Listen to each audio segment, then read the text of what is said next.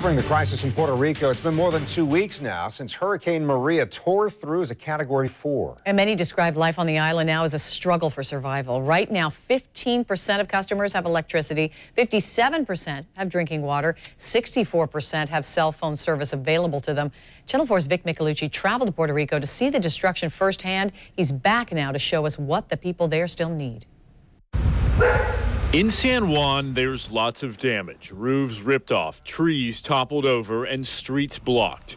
Even basic supplies are still difficult to come by. So it's really hard for us to get food, get water, you know, it's hard. Frustration seems to grow by the day as 9 out of 10 people don't have electricity. Lento. No water came in. The supermarket was closed, especially today. They ran out of gas. Here, there is an operating seaport and airport. The military, FEMA, and federal agents from the mainland trying to help. But many residents maintain it's not enough. Where are they? We don't see much going on. Outside the capital, the damage appears much worse. The whole roof blew off. This family, about an hour and a half from San Juan, only has 2 gallons of clean drinking water. Solamente dos. Para todos. In the same neighborhood, we met this Vietnam veteran. His home flooded. Just about everything is ruined. He says he hasn't gotten any help. The president came. He went to the Guaynabo. He went to the metropolitan area. So they didn't come to these areas down here. This is the bad area. That's right. People who live here in the countryside tell me they're frustrated, they're heartbroken, and they feel less fortunate than those who reside in San Juan, the capital, where we have seen such a government presence, so many shipments of supplies.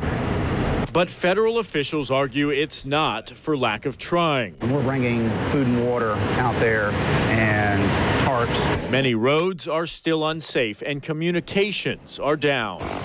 The military is using helicopters to fly supplies into the hardest hit remote areas. Places like Toa Baja, where Guzman Vargas showed us what used to be his home, destroyed by Hurricane Maria's winds and floodwaters. So it's 2 people.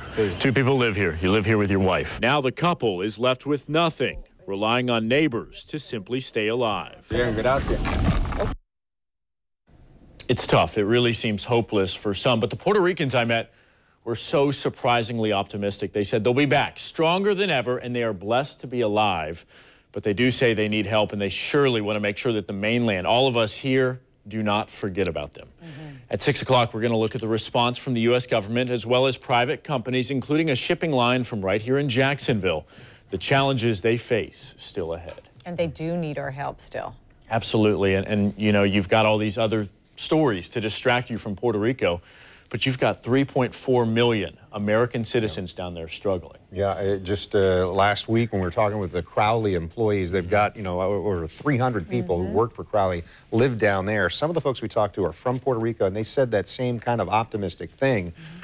Puerto Ricans are strong, we're going to recover, we're going to rebuild, but it's going to take a long time. Absolutely, and Guzman there, he lost his home. He lost everything inside of there. There wasn't anything he could salvage. And you know what? He was like, I'm going to be okay. But I'm staying with some relatives. Right. I have a meal tonight.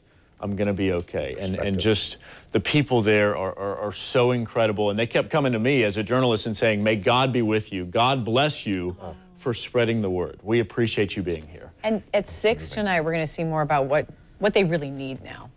Absolutely. So much that they need, and it is coming in, but it's very slow. There's a lot of difficulties, especially with the roads.